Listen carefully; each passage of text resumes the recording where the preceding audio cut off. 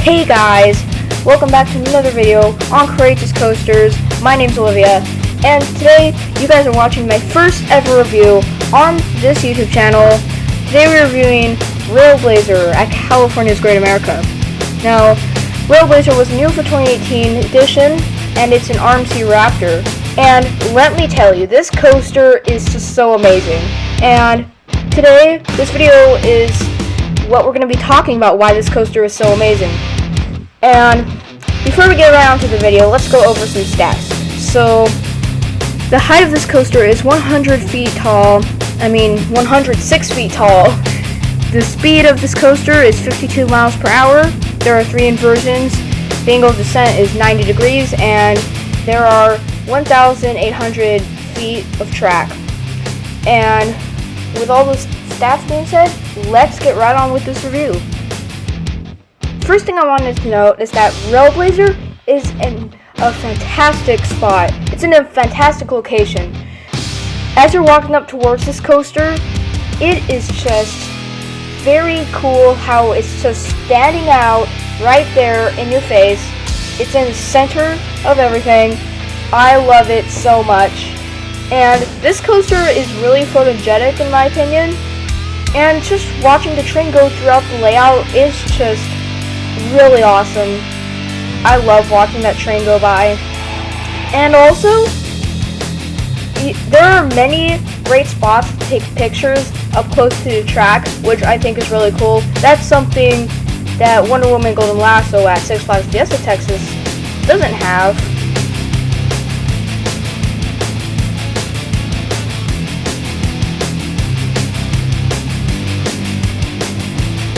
So basically, when you enter the queue, you see a bunch of the Railblazer track just up close.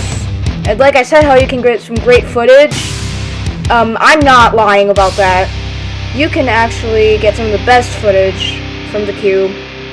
So there's not too much theming in the cube here, although there is some scenery that you can see outside of the cube, like the rock work and stuff. But other than that, there's not really much to it. But yeah. Anyways, here we enter this cattle pen-like thing, and again, not much theming. There's a Cedar First on TV, and there's slight theming. Like to the left here, there's a couple of trees and some rocks. That's about it.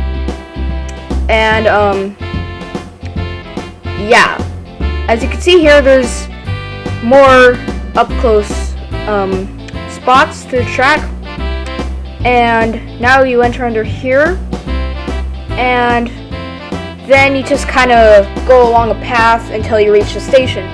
Alright guys, now that we got that covered, let's go over Railblazer's layout. So first, you go up this lift hill, taking you up to a height of 106 feet high. And then once you get to the top, you make a right-hand turn, which then leads you into the first drop of this ride, where you get a great pop of floater airtime. Then you go through the tunnel into the dive loop, your first inversion, and you actually get some airtime on top of that dive loop, which I think is pretty cool. Then you go through an off-axis airtime hill, some more great airtime, then you go through a turn right here, which grays me out sometimes, and then right here is probably the best airtime moment of this ride, probably the best part of this ride, is the second drop, and you get a really sharp pop of ejector airtime, which I love. Then you go through a cut back right here, then into the corkscrew, which you actually get some floater on, which I think is also pretty cool. Then you go through a turn right here, greatly interacting with the rock work, just like that drop into the tunnel on the first drop, and then you hit the brake run. And right there is Railblazer. Alright, so now I'm gonna give my final thoughts on this coaster and then give it its final score. So, this coaster has honestly given me some of the strongest ejector airtime I've experienced on a coaster. like that along with El Toro. And I think this is a perfect fit for California's Great America, and it's just really cool. And some of the things you might be thinking about this coaster is that it's a short ride. Yes, it is a short ride, but honestly, that doesn't really impact it too much. And what's the other thing? Oh yeah, the restraints. So about the restraints, yes, it does. It can give you shoulder fatigue a bit if you ride it a lot, like over and over again. But honestly, it's never really bothered me too much to the point I can't stand it. And although I'd love to see this ride get lap bars, or other Raptors in the future get lap bars, I'm honestly fine with what we have now. At least those restraints are adjustable, and they're not like, say, B&M Vest restraints, where they suffocate you. Alright, one question you guys may have that I'm going to answer right now before we give this coaster a score is Railblazer better than Wonder Woman Golden Lasso coaster? So in my opinion, I think that Railblazer is better than Wonder Woman Golden Lasso coaster, just because I think Railblazer is a lot more intense in my opinion, and I think the pacing on this thing is just way better. Like, I mean, Wonder Woman had good pacing, but this honestly just tops it.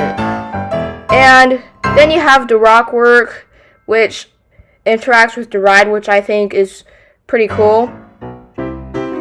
So yeah, for Railblazer's final score, I'm going to give it a 10 out of 10. And you guys may be thinking that's a bit high, but honestly, that's what I think of this coaster. It would honestly make my top 5, maybe even top 3 coasters I've ridden.